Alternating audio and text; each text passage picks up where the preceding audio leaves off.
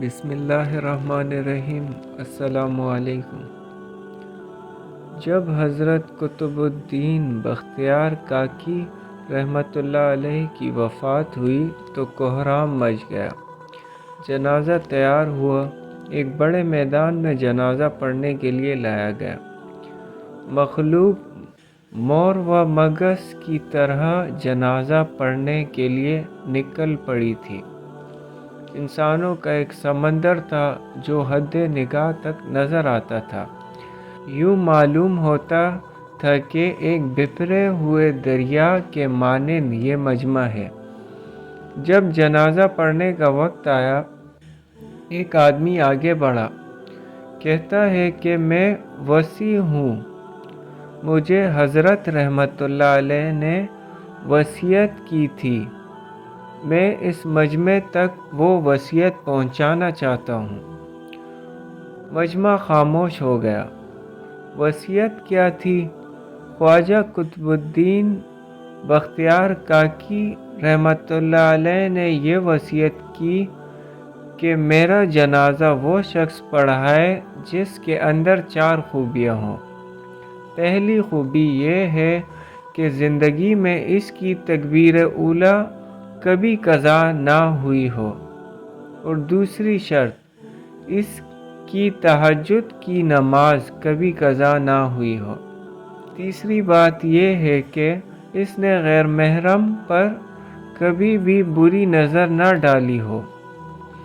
چوتھی بات یہ ہے کہ اتنا عبادت گزار ہو حتیٰ کہ اس نے عصر کی سنتیں بھی کبھی نہ چھوڑی ہوں۔ جس شخص میں یہ 4 خوبیاں ہوں وہ میرا نماز جنازہ پڑھائے۔ جب یہ بات کی گئی تو مجمع کو سانپ سونگھ گیا۔ سناٹا چھا گیا، لوگوں کے سر جھک گئے۔ کون ہے جو قدم آگے بڑھائے؟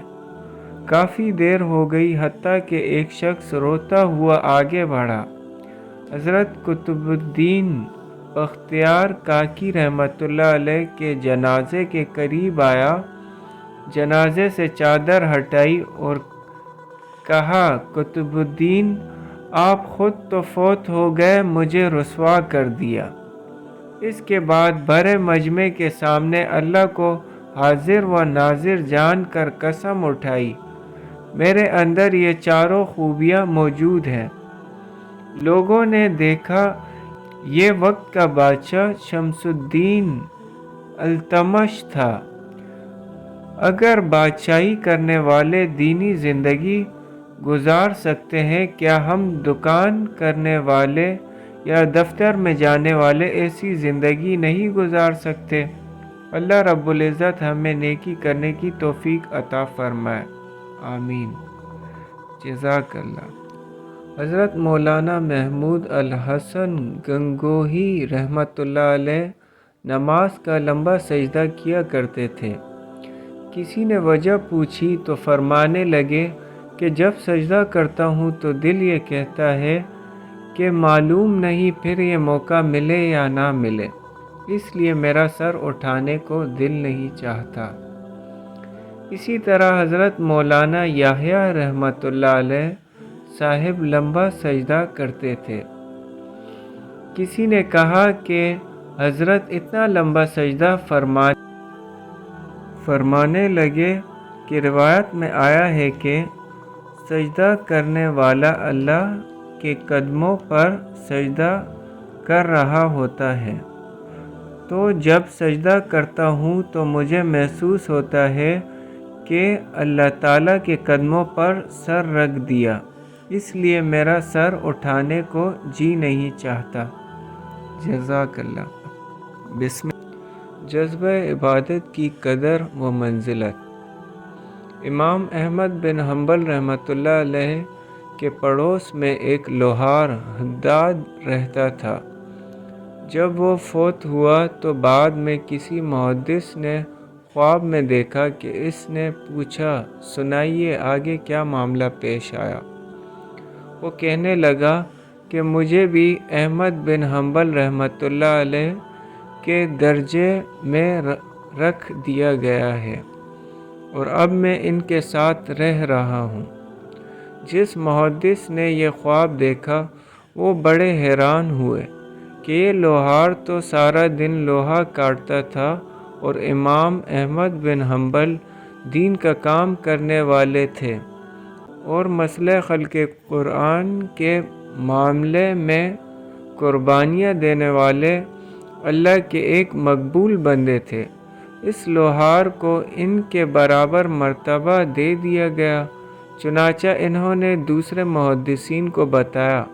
انہوں نے جواب دیا کہ اس کا کوئی نہ کوئی عمل ایسا ہے جو اللہ کے یہاں پسند آ گیا۔ انہوں نے کہا کہ اچھا، ان کے اہل خانہ سے پتہ کرتا ہوں۔ چنانچہ انہوں نے اس لوہار کی اہلیہ سے جا کر کہا کہ میں نے تمہارے خاوند کو خواب میں بڑے اچھے درجے میں دیکھا ہے۔ مجھے لگتا ہے کہ اللہ تعالیٰ کو اس کا کوئی عمل پسند آ گیا ہے۔ آپ مجھے اس کا کوئی خاص عمل بتائیں۔ اس نے جواب دیا کہ وہ ایک عیالدار اور غریب آدمی تھا۔ وہ سارا دن بھٹی میں لوہا کاٹتا رہتا تھا اور وقت پر نمازیں بھی پڑھتا تھا۔ اس کے علاوہ وہ اس کی کوئی خاص عبادت نہیں ہوتی تھی۔ انہوں نے کہا پھر بھی ذرا سوچ کر بتائیں۔ اس کی بیوی نے سوچ کر بتایا کہ مجھے اس کی زندگی میں دو باتیں نمایاں محسوس ہو رہی ہیں۔ ایک تو یہ کہ اس کے اندر نماز اور اذان کا اتنا ادب تھا کہ اگر لوہا کاٹتے ہوئے کبھی اس کا ہاتھ اوپر ہوتا اور اس کے ہاتھ میں ہتھوڑا ہوتا اور عین اسی لمحہ اللہ اکبر کی آواز آتی تو وہ اس کو مارنے کے بجائے رکھ دیتا تھا کہ اب میرے مالک کے منادی نے پکارا ہے اور مجھے اب اس کے دربار میں حاضری دینی ہے۔ اور دوسری بات یہ ہے کہ وہ سارا دن محنت کر کے رات کو تھکا ہوا آتا تھا تو ہم میاں بیوی بچوں کے ساتھ اپنے گھر کی چھت پر سوتے تھے، اور ہمارے پڑوس میں امام احمد بن حنبل رحمۃ اللہ علیہ رہتے تھے۔ امام احمد بن حنبل رحمۃ اللہ علیہ ساری رات قرآن پڑھتے ہوئے گزار دیتے تھے۔ یہ ان کی طرف دیکھتا اور حسرت سے ٹھنڈی سانسیں لیتا اور کہتا کہ میرے بچے زیادہ ہیں اور گھر میں کوئی ایک بندہ ایسا نہیں جو محنت کر سکے۔ مجھے ہی سارا دن لوہا کوٹنا پڑتا ہے اور اس محنت کی وجہ سے اتنا تھک جاتا ہوں کہ میں اللہ کی عبادت نہیں کر سکتا۔ اگر میری پیٹھ ہلکی ہوتی تو میں بھی امام احمد بن حنبل کی طرح قیام کرتا۔ وہ محدث یہ سن کر فرمانے لگے کہ اذان کے اس ادب اور دل میں یہ نیکی کا شوق رکھنے کی وجہ سے اللہ تعالیٰ نے اس کو امام احمد بن حنبل رحمۃ اللہ علیہ کا رتبہ عطا فرما دیا۔ سبحان اللہ! اس سے پتہ چلتا ہے کہ اگر انسان کسی ایسے ماحول میں پھنس جائے کہ وہ نیکی نہ کر سکے تو کم از کم دل میں تڑپ ضرور رکھنی چاہیے، کیونکہ بسا اوقات اللہ تعالیٰ دل کی تڑپ پر بھی وہ نعمت اور اجر عطا فرما دیتے ہیں۔ جزاک اللہ۔ سفر طیبہ اور ذوق عبادت۔ امام شافعی رحمۃ اللہ علیہ فرماتے ہیں کہ میں مکہ مکرمہ سے مدینہ طیبہ گیا۔ مجھے جاتے ہوئے سواری کے اوپر 16 دن لگے اور 16 دنوں میں میرے 16 قرآن پاک مکمل ہو گئے۔ ان کو کیوں اتنا عبادت کا شوق ہوتا تھا؟ آپ کو پھل کھانے کا شوق ہے، جوس پینے کا شوق ہے، آئس کریم کھانے کا شوق ہے۔ اسی طرح ان حضرات کو بھی عبادت کا شوق ہوتا تھا۔ آپ کو مختلف کھانے کھا کر مزہ آتا ہے اور ان کو مختلف عبادات کر کے مزہ آتا تھا۔ جزاک اللہ۔ خواتین ذوق عبادت حضرت رابعہ رحمۃ اللہ علیہ سے پوچھیں۔ رابعہ بصری رحمۃ اللہ علیہ کے پاس ایک آدمی دعاؤں کے لیے حاضر ہوا۔ وہ اس وقت ظہر کی نماز پڑھ رہی تھی۔ اس نے سوچا کہ میں بعد میں آؤں گا۔ جب وہ بعد میں آیا تو وہ نفلیں پڑھ رہی تھی۔ پھر آیا تو عصر کی نماز پڑھ رہی تھی۔ عصر کے بعد آیا تو وہ ذکر و اذکار میں مشغول تھی۔ پھر آیا تو مغرب کی نماز پڑھ رہی تھی۔ پھر آیا تو وہ اوابین کی نماز پڑھ رہی تھی۔ پھر آیا تو وہ عشاء پڑھ رہی تھی۔ جب عشاء کے بعد آیا تو دیکھا کہ لمبی رکعت کی نیت باندھے ہوئے تھی، سلام ہی نہیں پھیر رہی تھی۔ وہ بیٹھا رہا۔ جب بہت تھک گیا تو کہنے لگا اچھا سو جاتا ہوں اور فجر کے بعد مل لوں گا۔ پھر فجر کا وقت آیا تو وہ فجر کی نماز پڑھ رہی تھی۔ اس کے بعد وہ اشراق پڑھ کر تھوڑی دیر کے لیے لیٹی تو آدمی پھر آیا۔ کسی نے بتایا کہ اشراق کے نفل پڑھ کر ابھی لیٹی ہیں۔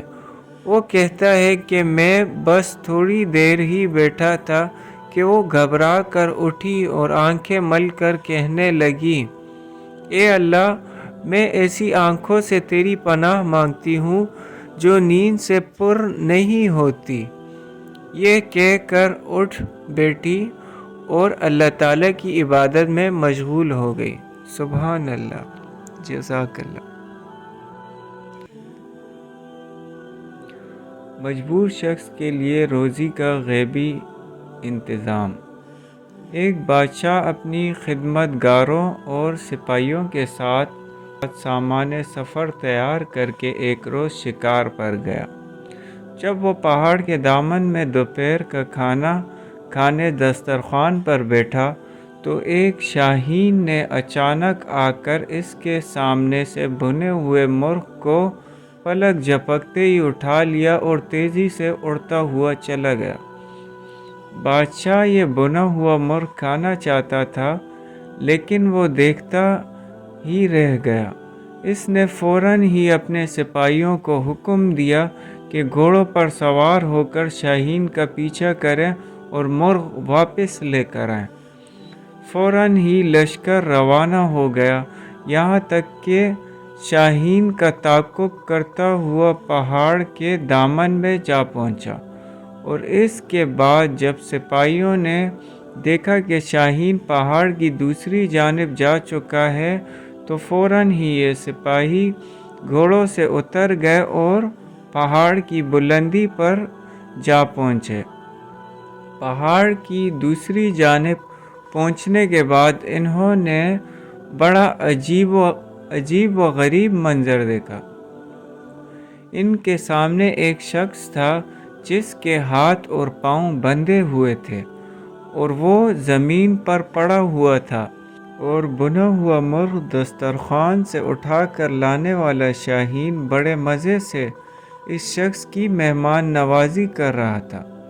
وہ پرندہ اپنی چونچ سے گوشت کو نوچ نوچ کر اس شخص کے منہ میں ڈال رہا تھا، اور اس کے بعد وہ اڑا اور کہیں سے اپنی چونچ میں پانی بھر لایا۔ پھر اس نے یہ پانی بھی اس شخص کو پلا دیا۔ سپاہی اس شخص کے قریب پہنچے اور اس کے ہاتھ پاؤں کھولے اور پوچھنے لگے کہ یہ کیا ماجرا ہے؟ تو اس نے سپاہیوں کا شکریہ ادا کرتے ہوئے بتایا، میں ایک تاجر ہوں، تجارت کے سلسلے میں اپنا مال و اسباب لے کر جا رہا تھا کہ اسی راستے میں ڈاکوؤں کا سامنا ہو گیا۔ وہ میرا مال و اسباب لوٹ کر لے گئے۔ وہ چاہتے تھے کہ مجھے قتل کر دیں، لیکن میں نے ان سے التجا کی کہ وہ مجھے جان سے نہ ماریں۔ وہ کہنے لگے، ہمیں اس بات کا ڈر ہے کہ تم کسی طرح آبادی تک پہنچ جاؤ گے۔ اور اس کے بعد ان لوگوں نے مجھے اور میرے خچر کو باندھ دیا اور چلے گئے۔ پھر دوسرے دن یہ پرندہ میرے لیے کہیں سے روٹی لے کر آیا، اور آج یہ بنا ہوا مرغ لے آیا ہے۔ روزانہ 2 مرتبہ یہ پرندہ میری مہمان نوازی کرتا ہے۔ لکھا ہے کہ بادشاہ کو جب اس بات کا علم ہوا تو اس کی زندگی میں انقلاب آ گیا۔ وہ کہنے لگا، افسوس ہے ہم پر کہ ہم ایسی خدا کی خدائی سے غافل رہے جو اس انداز سے اپنے بندوں کو رزق فراہم کرتا ہے اور اپنا نظام چلاتا ہے۔ یہ کہہ کر بادشاہ نے اپنی حکومت سے کنارہ کشی اختیار کر لی اور اپنے زمانے کا عابد و زاہد شخص بن گیا۔ جزاک۔ ایک شخص ایک غلام کو کسی کے ہاتھ بیچنے لگا اور بیچتے وقت خریدار سے کہہ دیا کہ اس غلام میں کچھ عیب نہیں مگر یہ چغل خور ہے۔ خریدار نے کہا کہ کچھ مذائقہ نہیں۔ جب خریدار نے اس غلام کو خرید لیا تو غلام نے فساد پھیلا دیا، اس طرح کہ اپنے مولا کی بیوی سے جا کے کہا کہ تیرا خاوند تجھ سے محبت نہیں رکھتا بلکہ دوسری عورت لانا چاہتا ہے۔ اس کی دوا یہ ہے کہ جب تیرا خاوند سوئے تو استرا لے کے اس کی گدی کے بال مونڈنا۔ اگر ایسا کرے گی تو وہ تجھ سے محبت کرے گا۔ اور اپنے مولا سے جا کے کہا کہ تیری بیوی تجھے ذبح کرنا چاہتی ہے۔ ایک روز اس کا مولا یوں ہی آنکھ بند کر کے لیٹ گیا۔ وہ عورت غلام کے کہنے کے مطابق استرا لائی۔ خاوند نے آنکھ کھول کر دیکھا تو سمجھا کہ واقعی یہ عورت مجھ کو ذبح کرنے آ رہی ہے۔ فی الفور اسے قتل کر ڈالا۔ جب یہ خبر اس عورت کے وارثوں کے پاس پہنچی تو انہوں نے اس آدمی کو مار ڈالا۔ اس غلام کی چغل خوری کے سبب یہ فساد عظیم واقع ہوا۔ اللہ پاک ہمیں تمام گناہوں سے اپنی پناہ میں رکھے، آمین۔ انسان کا دشمن ہی انسان کی نجات کا ذریعہ بن گیا۔